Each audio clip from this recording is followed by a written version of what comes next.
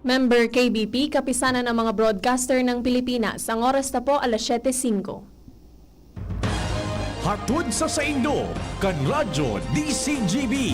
Ang mga bago, asin darakulang bareta kan aldaw. Mga baretang balansyado, daing kikilingan, asin makatotohanan. DCGB, Bareta alas 7. Mga preskong bareta sa lado lokal, nasyonal, internasyonal, asin iba pa. Bareta alas 7. Digdi sa GB, garantisadong bareta.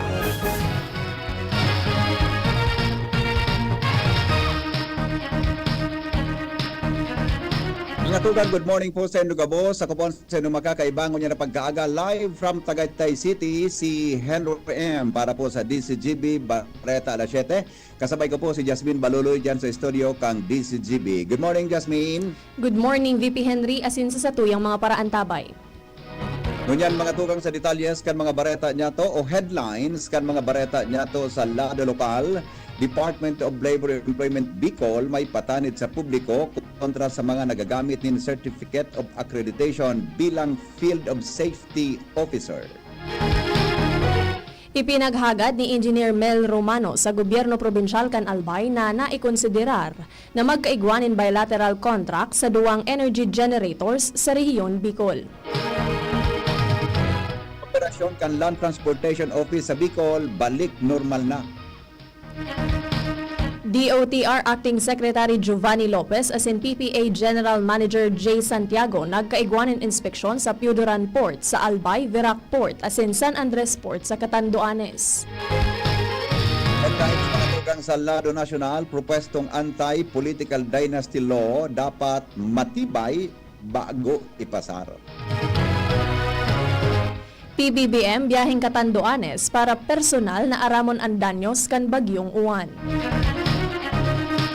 Mientras tanto, ipapanyatong headline sa abogado ni former President Rodrigo Roa Duterte, hinagad na halion ang saro pang doktor sa ICC panel.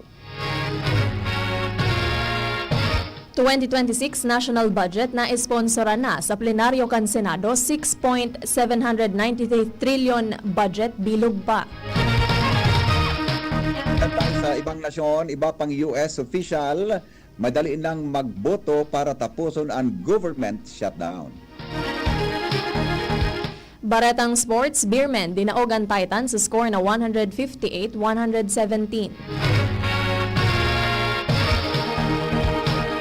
Tingnan sa detalyes, mga tugang kan mga bareta niya to sa lado lokal, nagpatanid po ang Department of Labor and Employment o DOLE, Bicol, sa publiko manungod sa nagagamit o nagpapakalat ng Certificate of Accreditation manungod sa pagiging sarong OSH practitioner in the field of safety officer ni nagkapirang individual.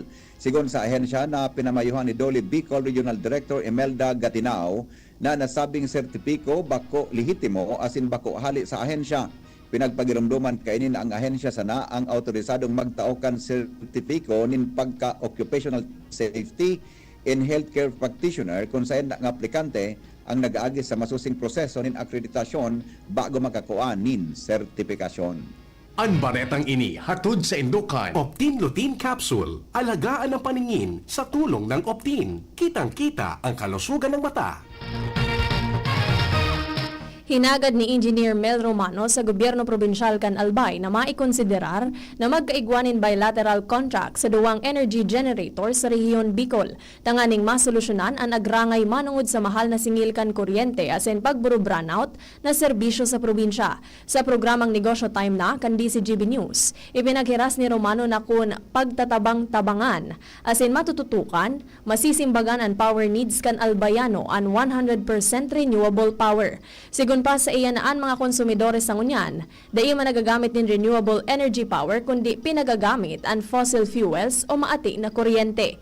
Pinagangalasan man ni Romano na may duwang geothermal power plant sa rehiyon Bicol na pwedeng magamit kan probinsya alagad nakakonektar ang mga Albayano sa maati na kuryente. Sinabi pa kaini na pwedeng matawanan in medios, tanganing maging Aboitiz Geothermal Power Plant sa Tiwi asin Bacman Geothermal Power Plant ang mag-supply ng kuryente sa probinsya. Sinabi pa niya na after all, na pag-araman na bago maikaag ang mga planta, may mga kamauotan na matabangan mag-asenso ang mga albayanos. Sa totoo lang, ma-asenso kita talaga kung sinda ang magsusupply sa to. Dahil marireduce ang mga brownouts, tapos gaganda ang presyo, mumura. So, dahil na kayo po maghapon kay kuryente. Kasi gulpi naghapon dahil nga mahal ang kuryente. Kung barato iyan, dahil na mahabon ang mga tao. Kung may maghapon man, madaling madeter yun. Pagtarabangan tatabi, kung pwede, makumbisir ta ang present na gobernador ta. Ang tingog ni Engineer Mel Romano. Ang baretang ini hatod sa Indukan. Plemex. Pag may ubo o hika, Plemex agad. Basta lagundi, Plemex. Oras Pilipinas, alas 7 nin pagkaaga, padagos kitangon sa mga bareta, sobra po sa 1.7 million pesos na kantidad din bulong as in logistics ang ipinag-turnover kan Department of Health Bicol sa Catanduanes Provincial Health Office bilang suporta sa probinsya matapos ang paggrapado kan Super Typhoon na si Juan. Sigon sa ahensya na pinamamayuhan ni OIC Regional Director Rosa Maria Rimpillo, pera kainin na-deploy naman kasuhapon ang Water Sanitation and Hygiene as in Philippine Multi-Sectoral Nutrition Project Response Teams sa nasabing probinsya. Dagdag padigdi na ipinawagas naman ang Health Facility Enhancement Program Teams kan Department of Health sa mga probinsya kan Camsur, Camarines Norte as in Catanduanes para sa assessment kan danyos kan mga fasilidad as in masuportaran ang immediate recovery, rehabilitation as in pagapadagos kang normal na healthcare operation. Mientras tanto, 100,000 pesos na kantidad din bulong ang ihatod sa Camarines Sur, PHO bilang tabang sa nagpapadagos na response efforts matapos ang kalamidad. Ang baretang ini hatod sa Indukan. Liver Aid Silimarine Capsule. Ang good drinks at good food, perfect combo. Isama pa ang Liver Aid. It's liver lover, boys! Nagkaigwanan inspeksyon sinda DOTR Acting Secretary Giovanni Lopez as in Philippine Port Authority General Manager J. Santiago sa Piuduran Port sa Albay, Verac Port as in San Andres Port sa Catanduanes para riparuhon ang winalat na danyos kan bagyong Uwan. Napag-araman na saro ang Piuduran Port sa Albay sa mga nakapagrehistro nin danyos matapos madanyaran ang top pavement kan slow protector na makukua arani sa ramp number 1 kan nasabing pantalan. Ipagpasiguro namin ni PPA General Manager J. Santiago na mantenero na operational ang gabos na pantalan sa irarom kan PPA sa bilog na nasyon kasabay na ang mga pinakaapektado kan bagyo. Ang baretang ini hatod sa Indukan. Mega One. Ang Mega One ay may 21 sangkap para matulungan ka sa iba't ibang karamdaman tulad ng diabetes, high blood, stroke, arthritis, kidney failure, cancer, viruses, at iba pa. Tumawag kay Doc Joy Bitito sa 0998-975-8121 or 0917-853-8933. Sa lado lokal, nagkapera pong opisina kan Land Transportation Office o LTO, Bicol, ang balik serbisyo asin bukas para sa mga transaksyon. Sigon sa ipinaluwas na public advisory kan ahensya, fully operational ng LTO Naga, iriga asin Pili District Office sa Camarines Sur, mantang bukas ang limitadong transaksyon sa Partido District Office. Apera kay di bukas man sa publiko ang LTO Masbate, Kataingan District Office asin Tikaw Satellite Office, alagad mantinidong offline ang gabos na opisina sa probinsya kan Camarines Sur o Camarines Norte asin Catanduanes dahilan kan naging epekto kan Super Typhoon na si Juan. Nagpaabot nin dakulang pasasalamat ang manihamiento kan Albay Electric Cooperative Incorporated o ALECO sa mga lokal na gobyerno asin mga barangay sa probinsya nin Albay sa pagtaon nin asistensya sa kooperatiba. Sigon sa ipinaluwas na public advisory kan kooperatiba, partikular na digdi ang pinagigibong line clearing activities. Katakod kan dispersos tanganing maibalik na tulos sa normal ang supply nin kuryente. Mientras tanto, ipinagpagirumduman kan ALECO na ang nasabing lakdang, kaipuhan na magkaigwamo na nin koordinasyon sa indang opisina, tanganing masigurong na monitor ini kan Technical Services Department asin ligtas sa mga personahes pati na sa publiko. Mga tugang padagos kita sa mga bareta sa lado lokal, 18 po ang gadaan, mantang 32 ang nawawara na mga hayop sa Albay Park and Wildlife matapos ang pagrapado kan Super Typhoon na si Juan, sigon kay Park Manager Dr. Franz Culambo. Nasangon yan, pigahanap na kan mga personalis kan parke, ang mga nawawarang hayop, tangani na masiguro ang kaligtasan kan mga ini. Dadag pa niya na pig-assess naman ninda ang totalmenting danyos sa parke matapos ang kalamidad sa pagkipagkoordinar sa Provincial Engineers Office. Binisita kan International Organization for Migration o IOM ang solar-powered evacuation center sa Bakakay, Albay na sa indang ipinagdunar sa irarom kan administrasyon ni Depunto Mayor Dinky Romano. Sigon kay Bakakay Mayor Nuki Bumbales, personal na hiniling ni IOM Regional Director Mr. Yori Kato ang pasilidad kung sa inahiling na nasa marhay pang kondisyon ang solar panels na dakulang tabang sa komunidad, partikular na kung may kalamidad. Apera kay ni inumaw manikato ang lokal na gobyerno kan Bakakay sa pag-alokar nin fondo kada taon para sa maintenance kan panels. Apera kay ni nagdarama nin tarpaulins ang IOM para sa mga pamilyang nadanyaran ang mga harong matapos ang pagrapado kan Super Typhoon Uwan. Dagdag pa kan alkalde, pinaglalaoman kan organisasyon na personal man na hilingon ang solar-powered evacuation centers sa Barangay Mataas asin Barangay Langaton sa sunod nindang pagbisita. Iba pa niya itong mga baretang yan sa lado lokal, sobra po sa 714 milyon pesos ang nanotaran na danyo sa bagas matapos ang pagrapado kan Super Typhoon na si Juan, sigon sa Albay Provincial Agriculture Office o APAW. Sa pinag-iras na damage report para sa Agriculture and Fisheries Commodities ni APAW Assistant Provincial Agriculture Risk Daryl Jan Buen Consejo, apera kay nanotaran man ang partial damage records sa mga mais na sobra sa 7.7 million pesos as in high value crops na sobra sa 53 million pesos. Mientras tanto, sa inisyal na importasyon na sa 7.8 million pesos man ang abaca, mantang 1.9 million pesos man ang danyos sa fisheries sector sa probinsya. 267 estudyante hali sa Legazpi City ang nakaresibinin pinansyal na asistensya hali sa Provincial Education Department o PED sa ginibong Educational Assistance Payout sa Kapitolyo.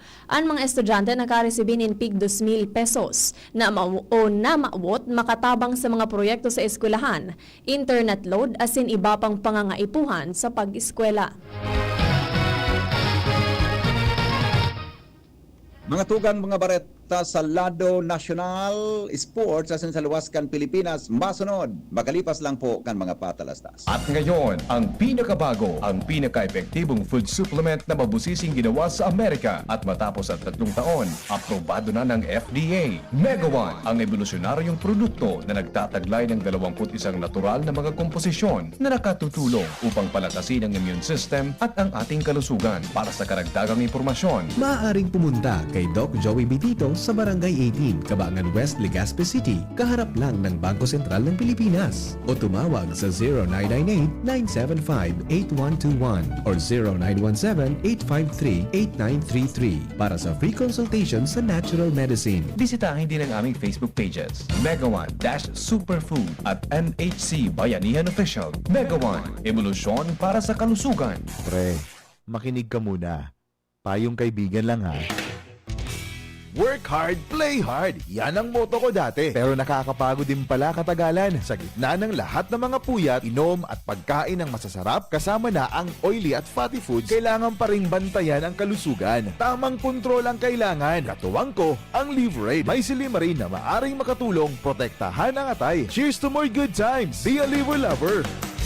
Mahalagang paalala, ang Liverade ay hindi gamot at hindi dapat gamitin paggamot sa anumang uri ng sakit. Ang good drinks at good food, perfect combo. Isama pa ang Liverade para sa kalusugan ng atay. Mabibili sa mga leading drugstores nationwide. Piolo Pascual po.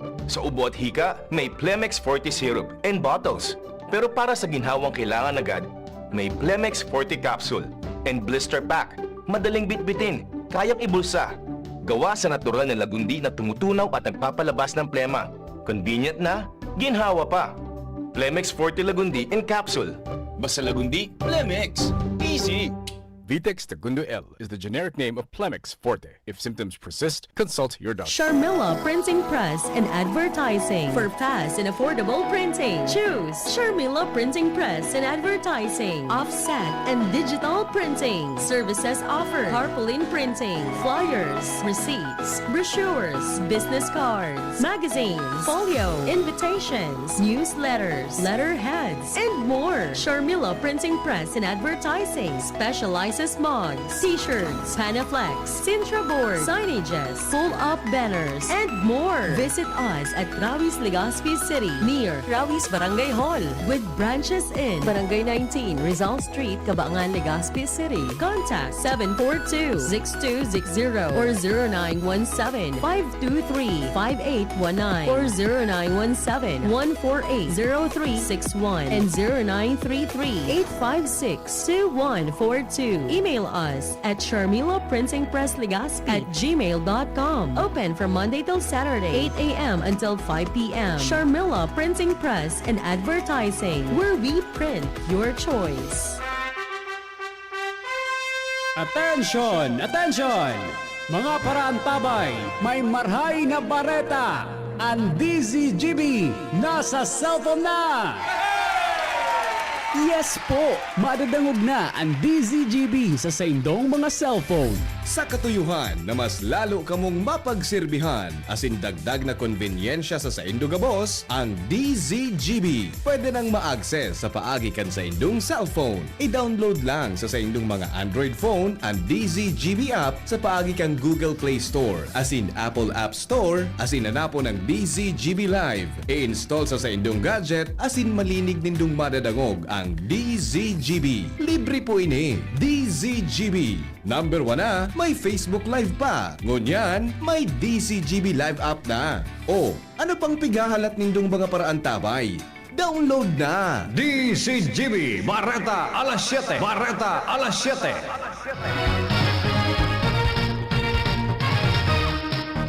Oras Pilipinas, alas 7:22 po din pagkaaga. Padagos sa katangunyan sa detalyes kan mga bareta sa Lado Nacional.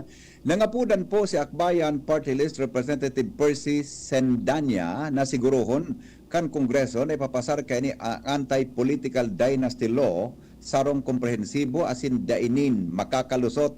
Ini matapos madangog ang promesa kan liderato kan Kamara na tatawanan ni atensyon ang nasabing propwesto sigon kay Sendanya dai magkakanigo na magkaigwasan anin laban sa political dynasty. Kung ini maluya asin kayang aprobitsaran kan mga nasa politika, tinawan nindon kang kongresista na tunay na lay iyo ang pagtaonin patas na pagkakataon sa gabos na namanuaan na makapagserbi sa gobyerno na dainin nalilimitaran kan kontrol kan nagkapera o maski si isay na pamilya. Mapasiring si Presidente Ferdinand Marcos Jr. sa mga lugar na matinding tinamaan kan Bagyong Uwan sa Bicol Region ngunya na Aldao. Katuyuhan kan pagbisita na personal na mahiling ang kamugtakan kan mga residente sa Catanduanes asin masiguro na nakaabot ang mga apektadong komunidad ang tabang hali sa national government. Enot nang i-inspeksyonon kan Presidente ang Tubli Elementary School sa Barangay Tubli, Karamuran, Catanduanes na saro sa mga matinding na danyaran. Susundan ini sa pagreparo kan mga kaharungan asin seawall sa parehong barangay bilang parte na makakaresibinin magkakanigong tabang asin rehabilitasyon ang mga residente. Pinagad mga tukang kan kampo ni dating Presidente Rodrigo Duterte sa International Criminal Court o ICC Pre-Trial Chamber na na po ang doktor na iyo ang ipinagdesignar para magreparo kan salod bago ang pagdangog. Sa 18 pahinang submission na permado ni abogado Nicholas Kaufman, ipinahayag kan depensa na kulang sa eksperyensya ang bagong doktor asin may mga makadagit na post sa social media na nagpapahiling ng kawaran ng profesionalismo. Hinagad kang kampo ni Duterte na bawion ang mandato kan doktor bago makakuha ng access sa mga pribadong informasyon medical kan dating presidente. Matatandaan na kan Setyembre enot ang hinali kan depensa ang sarong babaeng neuropsychologist sa kaparehong panel. Mantinido sa 6.793 trilyon pesos ang 2026 national budget na inendorso kan Senate Committee on Finance sa plenaryo kan Senado. Inisponsora na ni Finance Committee Chairman Sherwin Gatchalian ang 2026 General Appropriations Bill, mantang ibinida kan Senador ang mga lakdang para gibuho na mas transparent ang budget process matapos na maging issue ang budget insertions sa mga questionableng flood control projects. Sa inendorsong budget version kan komite, binawasan nin 68 billion pesos ang unprogrammed appropriations kung saan matatandaan na digdi na kinua ang 25 billion pesos na pondo para sa flood control projects. Sa bersyon kan Kamara para sa taong 2026, 243 billion pesos ang unprogrammed funds para sa Senado, ibinabaini sa 174 billion pesos. Nagbaba naman in sobra sa 55 billion pesos ang 2026 budget kan DPWH o nasa 568 billion pesos na sana. Kung may binawasan, dinagdaga naman ang pondo kan Department of Education hali sa 914 billion pesos na bersyon, kan Kamara sa 992 billion pesos sa bersyon kan Senado. Oras Pilipinas, alas 6:26 po nin pagkaaga. Bareta giraray sa Lado Nasyonal, tinukar po sa House Committee on Constitutional Amendments ang propwestong pag-amyandar sa 1987 Constitution. Pinanginutan po ni House Panel Chair Representative Ropos Rodriguez ang pag-uroron na may katuyuhan na pagtibayon ang Committee Rules of Procedure asin pagkadalan ang propwestong baguhon o amyendaran ang nagkaperang probisyon kang 1987 Constitution. Apera kaini na pag-ururunan man kan komite ang privilege speech na ipinagtaon ni Deputy Speaker Ronaldo Puno kan Agosto 11, 2025 kung sa intinawanin doon na panginutan na itama asin baguhon ang nagkaperang probisyon kang 1987 Constitution para maging mas magakanigo sa presenteng panahon. Sinabi ni Chairperson Rodriguez na importanteng mailatag ang regulasyon kan committee bago ang formal na puunan ang deliberasyon sa mga propestong pag-amyandar sa konstitusyon. Pinagtibay kan House of Representatives ang House Resolution 436 na nagpapahayag nin pakikidumamay, paghadit asin suporta sa mga kongresista sa mga biktima kan Bagyong Tino asin Bagyong Uwan. Kasabay digdi ang mga namamanwaan na rinapado kan Bagyong Tino sa Central Luzon, Southern Luzon, Mindanao asin Visayas, asin ang mga residente sa Northern asin Eastern parts kan Pilipinas kasabay ang Cagayan, Isabela, Bicol, Calabarzon asin Cordillera Administrative Region na tinamaan naman kan Bagyong Uwan. Author kan resolusyon sin the House Speaker Faustino D. III, House Majority Leader Sandro Marcos asin House Minority Leader Marcelino Libanan. Nakapalaman sa resolusyon ang pasasalamat kan Kamara sa gabos na nag-aksyon asin nagtabang sa mga naapektaran na komunidad, siring kan mga lokal na gobyerno, mga ahensya kan gobyerno, civil society organizations asin mga volunteers. Baretang Sports asin luwas kan Pilipinas, dara ni Nicole Ann Gloriani. Good morning, Nicole. Good morning, Jasmine. Good morning, VP. Asin sa mga paraan tabay. Paparani na sa final vote kan House of Representatives ang propwestong tapuson ang pinakahalawig na government shutdown sa kasaysayan kan US matapos magsuporta ang 8 demokratiko sa mga Republican sa Senado laban sa saindang partido. Sa sarong Veterans Day speech sa Arlington National Cemetery, ikinaugma ni President Donald Trump ang trayumpo asin inumaw si House Speaker Mike Johnson asin Senate Majority Leader John Thune. Sigun kay Trump, iglalauman niyang aprobaran kan Republican-controlled House ang bill na iyon dalan sa pagparagos kan pondo kan gobyerno sa Enero 2026. Sa lado kan Karawato Sports, mas pinalawig pa kan San Miguel Beermen ang saindang pagkagana sa nagpapadagos na PBA 50th Season Philippine Cup matapos daogon ang Titan Ultra sa score na 158-117 sa kawat na ginibo sa Inares Center. Sa puon basanakan Karawat, naging agresibo ra ang Beermen, mata naging halawig ang lamang. Igwan ang 5 gana asin 2 daog ang Beermen, mantang ang Titan igwanin 2 gana asin 6 na daog. Nangenot sa trayumpo kan Beermen si CJ RJ Perez na nakapuntos nin 26, mantang nag-ambag man nin 24 puntos si Jericho Cruz. Nasayang man ang 21 puntos ni Von Pesumal, 20 puntos kay Joshua Monzon, as in 16 puntos 10 rebounds ni Calvin Abuena o Abueva para sa Titan. Iyan na detalyes kan mga bareta sa lado kan ibang nasyon as in sports. Ako po si Nicole Ann Gloriani. Salamat, Miss Nicole. Sa mga istorya ngunya na pagkaaga, hali po dyan sa Newsbase. Di po kita ngunyan kipag-asa, di pa ko nagkakaapon sa pag-asa para sa Weather Bureau. Bako po mari ang audio ko hali sa Tagaytay City para po sa weather forecast ngunya na aldaw. Sa pangaran ka nagsurat kan bareta, Miss Jasmine?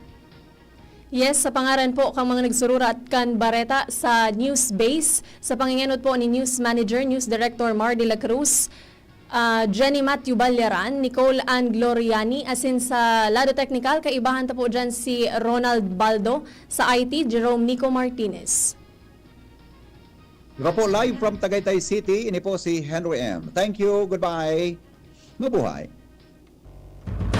Yan ang DCGB Bareta alas 7. Abangan giraray sa aga. An hapon. Masunod na